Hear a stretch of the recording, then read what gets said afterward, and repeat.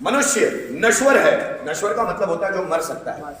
जो भी चीजें मरेगी दैट इज कॉल्ड नश्वर, जिसको हम बोलते हैं मॉर्टल।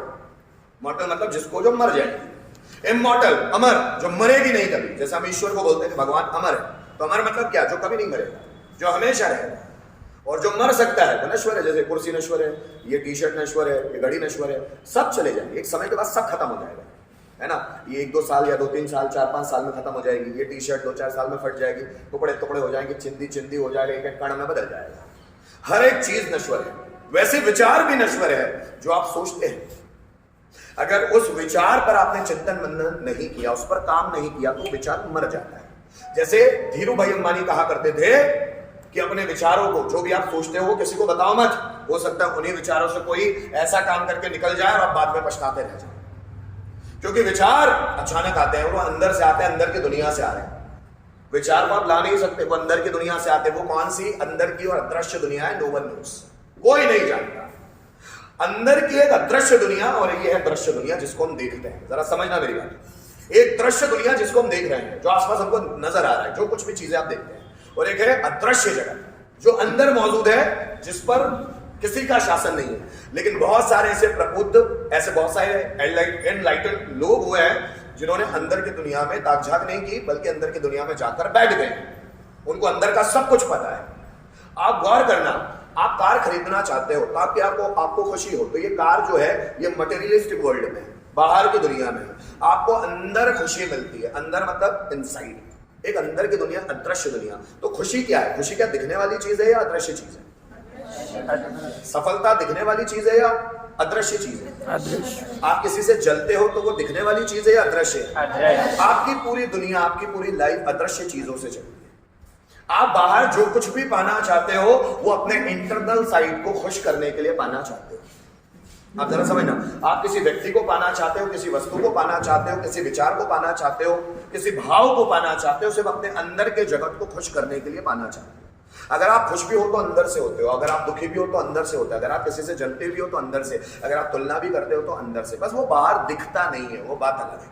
हम किसी से जलते हैं तो बाहर नजर नहीं आ रहा, हम किसी से कंपैरिजन कर रहे हैं तो बाहर नजर नहीं आ रहा, क्योंकि वह आंतरिक जगत है। तो हम अपने आंतरिक जगत को खुश करने के लिए बाह्य जगत में सब पाना चाहते हैं। और बच्चे ऐसे, जैसे मैं इसके पहले समझा रहा था, बच्चे ऐसे हैं, उनके आंतरिक जगत में जो चल रहा है उसी के हिसाब से उनका बाह्य जगत चलता है। हमारा बाह्य जगत हम चलाते हैं ताकि हमारा आंतरिक जगत अच्छा हो सके। जो व्यक्ति अपने बाह्य जगत, बाहरी दुनिया से अंदर की खुशी चाहता है, उसको मिलेगा नहीं।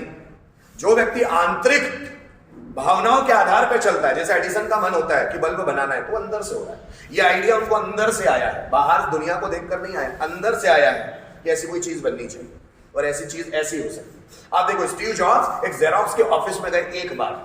जेरॉक्स आपने सुना है? Xerox photocopy. तो जेरॉक्स कंपनी थी उस वक्त। जेरॉक्स कंपनी जो फोटोकॉपी मशीन बेचती थी, फोटोकॉपी जो मशीन होती है ना, उसको बेचने का काम करती थी जेरॉक्स कंपनी। उसी से जेरॉक्स वर्ड है, जेरॉक्स कंपनी का नाम। तो वहां पर स्टीव जॉब्स उनके मालिक से मिलने गए थे। जैसे उनके मालिक से मिलने गए थे वहां पर, और वो ऑफिस में कुछ देर के लिए बैठे, क्योंकि वहां के किसी नौकर ने बताया कि अभी मालिक बाहर गए हो, आप जरा बैठिए, आराम कीजिए। वो देखते हैं कि वहीं पर जितने सारी मशीन थी, मशीन के बीच से चूहा भागते हुए उनको नजर आया, चूहा। और जैसे उनको भागते हुए नजर आया तो उनके दिमाग में क्लिक किया कि इससे माउस बनाया जा सकता है। माउस, कंप्यूटर में चलने वाला जो माउस है, माउस देखा है आपने? माउस जिससे हम कर्सर इधर उधर करते हैं, वो माउस स्टीव जॉब्स ने बनाया। दैट इज एन आइडिया, उनका आइडिया था। वो आइडिया से वो माउस बनाया। और आइडिया आया कहां से? इंटरनल। चूहे को देखा, अंदर क्लिक किया, तो आइडिया अंदर का है, अंदर क्लिक करता है। जैसे मैं कल बता रहा था, बाहरी जगत में जो भी चीजें बनती है वो पहले अंदर बनती है, फिर वो बाहर बन जाती है। जैसे माउस का आइडिया अंदर आया, अब फिर माउस बाहर बना। अंदर आए बिना वो चीजें बाहर बन ही नहीं सकती। ये कुर्सी जो है, ये किसी ने अंदर सोचा है कि ऐसी कोई चीज होनी चाहिए बैठने के लिए, फिर उसमें कुर्सी बना डाली। ये बोर्ड, ऐसी कोई चीज होना चाहिए लिखने के लिए, फिर वो चीज बाहर बना डाली। आप समझ लो, अंतर जगत से बाह्य जगत जब इंसान का चलने लगे, वो इंसान महान बनेगा। वो इंसान कॉमन होंगे जो बाह्य जगत को देख के अंतर जगत को खुश करना चाहते हैं कि मैं बाहर कार खरीद लूं, मुझे खुशी मिलेगी। तो ये बाहरी चीजों से अंदर की खुशी ढूंढ रहा है जो मिलेगी नहीं। अब आइंस्टाइन ने इतने आविष्कार किए, कहां से आया उसके पास ये सब? कहां से? अंदर से। Equal to mc square, the theory of relativity, the theory of space, theory of time and theory of energy, वो आई कहां से? अंदर से। मैं जब मैडम क्यूरी को पढ़ रहा था, मैडम क्यूरी नाम सुना? मैडम क्यूरी बहुत बड़े साइंटिस्ट रहे हैं। मैडम क्यूरी ज्यादा पढ़े लिखे नहीं थे लेकिन साइंटिस्ट रहे। ये मैडम क्यूरी जब खोज कर रही थी तो बहुत सारे एक्सपेरिमेंट करती थी, उनको जवाब नहीं मिलता था। अचानक बहुत दिनों से किसी क्वेश्चन का आंसर ढूंढते ढूंढते ढूंढते थक गई, तो पेन लेते लेते नींद आ गई, और जब नींद आई तो नींद में उनको आंसर मिला उस चीज से। वो फटाक से उठी नींद से और उन्होंने पेन से उस कागज में लिख दिया, अंदर से आंसर आया। बेंजीन का जो फॉर्मूला है, अगर साइंस वाले स्टूडेंट शायद पढ़ते हो, बेंजीन C6H6 है ना, ये है ना C6H6 बेंजीन। ये बेंजीन का फॉर्मूला मन में आया हुआ है साइंटिस्ट के, कि बेंजीन उससे बन नहीं रहा था, कि बेंजीन का मैं बनाऊं कैसे स्ट्रक्चर, वो अंदर से आया हुआ फॉर्मूला है। ये अंतर जगत इतना ज्यादा पावरफुल है, ये कुछ भी कर सकता है। बहुत पावरफुल जगत है, बहुत ज्यादा पावरफुल। और ये अंतर जितनी भी खोज है संसार में, भी अंतर जगत से हुई, बाहर जगत से, अंतर जगत से, अंदर से आता है ऐसे। और इसके हजारों नहीं लाखों एग्जाम्पल्स हैं। अंदर से जो खोज होती है ना, वो एस्थेटिक होती है बिल्कुल। जैसे मैंने आपको शायद एडिसन का एग्जाम्पल दिया, जो वो 24 साल के थे, तो वो किसी कंपनी में वॉचमैन थे, रात में सोते थे। उनका मालिक आता था, उनको बार बार जगाता था। एक बार मालिक ने वार्निंग दे दी कि साले तेरे को वॉचमैन रखा हुआ है। किसको? थॉमस अल्वा एडिसन को। 24 साल तक वो नौकरी करते थे कहीं पर। उनके मालिक ने बोला, साले तू सोया हुआ मिला ना, भगा दूंगा तेरे को नौकरी से। देखो वॉचमैन की नौकरी पर रखा है, रात भर जागना है तुझे। एक बार वो जो बॉस था, उनकी वाइफ भी आ गई, और वाइफ ने भी देखा कि वो सोया हुआ है। उनका दिमाग खराब हो गया, उसको नौकरी से निकाल दो। एडिसन बोले, माई बाप माफ कर दो, लास्ट बार बस, उसके बाद कभी नहीं सोता। पर एडिसन अपनी मस्ती में जीने वाले इंसान, उनको बार बार सोने की आदत थी, वो रात में सो ही जाते। उन्होंने सोचा क्या करूं जिससे मेरी नींद भी खराब ना हो और ये काम भी हो जाए। वो सोए हुए थे, बहुत परेशान होकर कि क्या मैं ऐसा करूं, परेशान होकर सोए। उनके दिमाग ने अंदर से आंसर किया ऐसा, और उन्होंने डोरबेल बनाई। ये डोरबेल जो हमारे घरों के बाहर लगी है ना, डोर टिंग टोंग, ये एडिसन ने बनाई।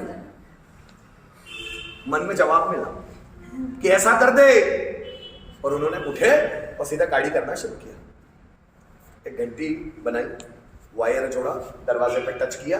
अब दरवाजे को जो भी टच करेगा वो घंटी सीधे उनके कान के पास बजेगी। इसके बाद मालिक आए किसी रात, जैसे दरवाजे को ठोका, फटाक से एडिसन हो गया, घंटी बज गई। हाँ मालिक बोले, मालिक बोला जाग रहा है तू? हाँ मालिक जाग रहा है। तो ये एडिसन ने बनाया। तो ये एडिसन क्या साइंटिस्ट पैदाइशी थे? नहीं, अंदर से आने लग गई चीजें। ट्रांसफार्मर, ट्रांसमीटर, आपके घरों में जो मीटर लगा है, बिजली का मीटर, एडिसन।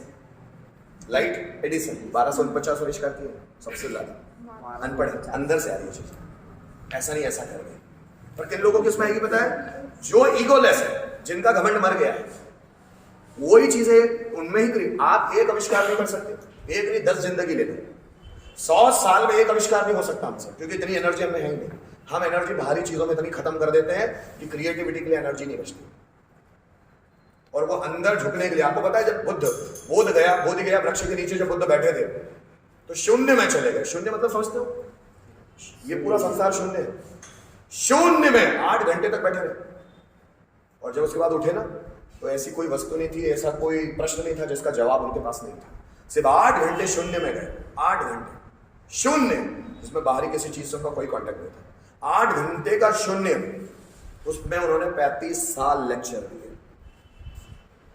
अगर ये 5 घंटे का शून्य मिल जाए ना आपको, 5 मिनट का, 2 मिनट का शून्य, तो बुद्धि क्या से क्या हो जाए।